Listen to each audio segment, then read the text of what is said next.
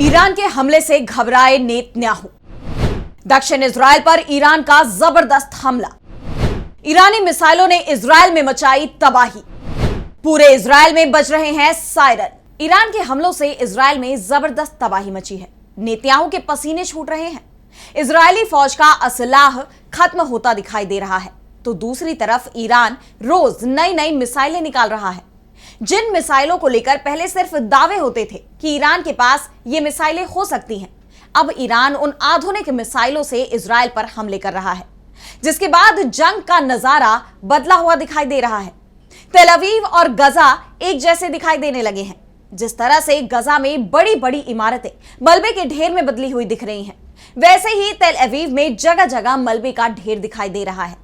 Iran अब Israel पर बड़े हमले करने लगा है, तो ईरान की मिसाइलों को रोकने में इजराइल के डिफेंस सिस्टम कमजोर साबित हो रहे हैं। और अब ईरान ने इजराइल पर जोरदार हमला बोला है। तेल अवीव से लेकर इजराइल के दूसरे शहरों में सायरन गूंज रहे हैं, धमाके हो रहे हैं। हालात ये हो गए हैं कि इजरायली अब अपने ही घर जाने से डरने लगे हैं। दुनिया भर के देश अपने नागरिकों को इजराइल से सुरक्षित निकालने में जुटे हुए हैं। यहां तक कि अमेरिका, जिस पर इजराइल को सबसे ज्यादा भरोसा है, वो भी अपने नागरिकों को अब इजराइल से निकाल रहा है, क्योंकि अमेरिका भी समझ चुका है कि इस जंग में कभी भी इजराइल के अंदर ऐसी तबाही मचेगी कि उसे अपने नागरिकों को फिर निकालने का मौका तक नहीं मिल पाएगा। तो कैसे जंग ले रही है नया मोड़, कैसे इजराइल पर भारी पड़ रहा है ईरान, आज हम इसी पर अपनी स्पेशल रिपोर्ट में करेंगे बात। नमस्कार, मैं आराधना। तो शुरू करते हैं हमारी एक खास रिपोर्ट। ईरान के supreme leader Ayatollah Ali Khamenei साफ कर चुके हैं कि वो यानी ईरानी कभी पीछे नहीं हटते, इस बार भी नहीं हटेंगे। जंग में इजराइल को सबक सिखाएंगे, किसी भी कीमत पर इजराइल को हराएंगे। नेतन्याहू खामेनेई की जान लेने की कसम खा रहे हैं, लेकिन इस समय जान तो नेतन्याहू की ही हलक में अटकी हुई है, क्योंकि जिस तरह से ईरान की मिसाइलों ने पूरे इजराइल में तबाही मचा रखी है, उसके बाद अब इजराइल दुनिया के सामने खुद को असहाय दिखा रहा है। ईरान पर आरोप लगा रहा है कि वो प्रतिबंधित हथियारों का इस्तेमाल उसके खिलाफ कर रहा है, लेकिन दुनिया भर के देश ये जानते हैं कि इस जंग का असली कसूरवार कौन है, किसने ये जंग शुरू की है और कौन इसे खत्म करेगा। अब इजराइल का कहना है कि ईरान ने क्लस्टर बम से भी हमला किया है। ईरानी मिसाइलें क्लस्टर बम के साथ उड़ी और इजराइल पर गिरी। इजराइल ने जो कहा उससे खुद उसकी पोल खुल गई है। जो दावा कर रहा था कि उसके एरो और आयरन डोम डिफेंस सिस्टम ने ईरान की अधिकांश मिसाइलों को मार गिराया है, लेकिन अब इजराइल का कहना है कि ईरान अपनी मिसाइलों की मदद से क्लस्टर बम से हमला कर रहा है। यानी ईरान की तरफ से जो दावा किया जा रहा है कि इजराइल के आसमान पर अब उसका कब्जा हो चुका है, वो सच दिखाई दे रहा है। पहले हम इजराइल के दावे पर ही बात कर लेते हैं। तो इजरायली सेना ने बताया कि ईरान ने इजराइल पर कम से कम एक मिसाइल दागी है, जिसमें क्लस्टर बम लगे थे। इस मिसाइल का मकसद ज्यादा से ज्यादा आम लोगों को नुकसान पहुंचाना था। इजरायली मीडिया रिपोर्टों के मुताबिक यह मिसाइल हवा में लगभग 4 मील की ऊंचाई पर फटी और इससे 20 छोटे बम निकले, जो लगभग 5 मील के इलाके में गिरे। इनमें से एक छोटा बम अजोर नाम के शहर में एक घर पर गिरा, जिससे थोड़ा नुकसान हुआ, लेकिन किसी की जान नहीं गई। आपको बता दें कि क्लस्टर बम बेहद ही खतरनाक माने जाते हैं, क्योंकि इसमें बहुत सारे छोटे छोटे बम होते हैं जो एक साथ बिखरते हैं, और इनमें से कई बम फौरन फटते नहीं हैं। ये बचे हुए बम युद्ध खत्म होने के बाद भी कभी भी फट सकते हैं, जिससे आम लोगों को जान का खतरा बना रहता है। इसलिए दुनिया के 111 देशों ने 2008 में एक समझौते पर दस्तखत किए थे, जो इन हथियारों पर रोक लगाता है। लेकिन ईरान, इजराइल और अमेरिका इस समझौते का हिस्सा नहीं है। वैसे तो इस हथियार का इस्तेमाल सैन्य ठिकानों पर हमले के लिए किया जाता है, लेकिन ये बम हवा में पहले फट जाते हैं और फिर कई किलोमीटर के एरिया में बिखर जाते हैं, जिसके चलते आम लोगों को इसका ज्यादा नुकसान होता है।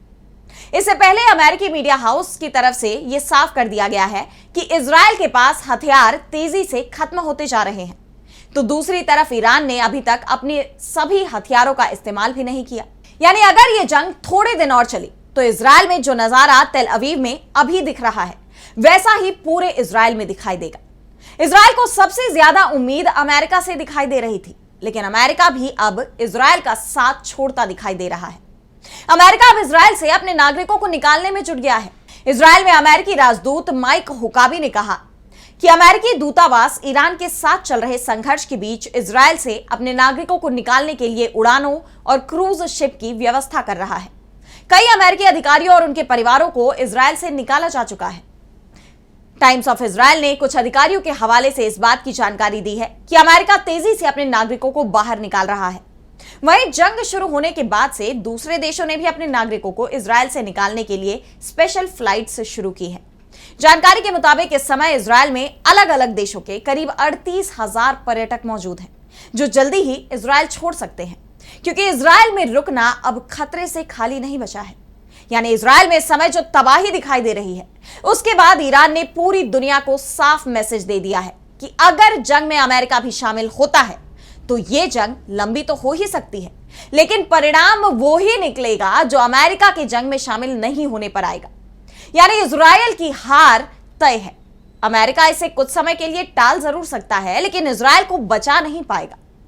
इस बीच ईरान के मिसाइल हमले और तेज हो गए हैं। ईरान ने बिरशेबा शहर पर एक बार फिर बैलिस्टिक मिसाइल से हमला किया।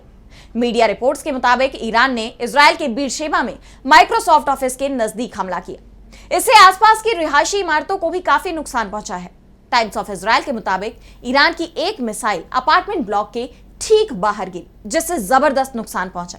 इस बीच खबर यह भी सामने आ रही है कि इजरायल अपनी हार देख जल्दी ही सीजफायर भी कर सकता है। वैसे दुनिया के दूसरे देश भी इस युद्ध को रोकने की कोशिश में जुटे हुए हैं। अल जजीरा की रिपोर्ट में बताया गया है कि ईरान इजरायल की जंग को रोकने के लिए 3 यूरोपीय देश कोशिश में जुटे हुए हैं। 3 यूरोपीय देशों के विदेश मंत्रियों के साथ ईरान के विदेश मंत्री अब्बास अराक्ची की बैठक तय हो गई है। इस बैठक में ब्रिटेन के विदेश सचिव डेविड लैमी, फ्रांस के विदेश मंत्री जीन नोएल बैरोट और जर्मनी के विदेश मंत्री जोहान विडफुल होंगे। इसके अलावा इस बैठक में यूरोपीय संघ की विदेश नीति के प्रमुख काजा कैलास भी हिस्सा लेंगे। यूरोप के देश चाहते हैं कि किसी तरह से तनाव कम किया जाए और मामला शांति से सुलझे। फ्रांस, जर्मनी, ब्रिटेन और यूरोपीय संघ पहले भी ईरान के साथ एक अहम परमाणु समझौता कर चुके हैं। यह समझौता 2015 में हुआ था, जिसमें ईरान ने यह वादा किया था कि वो अपने परमाणु कार्यक्रम को सीमित करेगा और बदले में उस पर लगे अंतरराष्ट्रीय प्रतिबंध हटाए जाएंगे।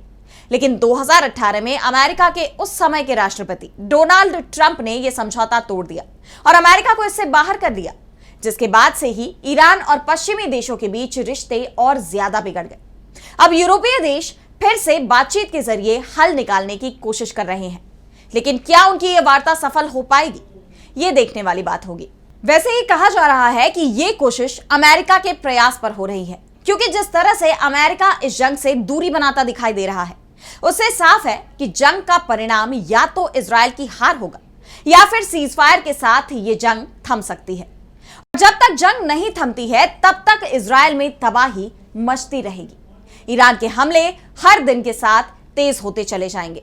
तो आज इस स्पेशल रिपोर्ट में इतना ही। अगर आपको ये रिपोर्ट पसंद आई तो वीडियो को लाइक करना ना भूलें और चैनल को सब्सक्राइब कर लें। फिलहाल मुझे दीजिए इजाजत और तमाम खबरों के लिए देखते रहिए DB लाइव।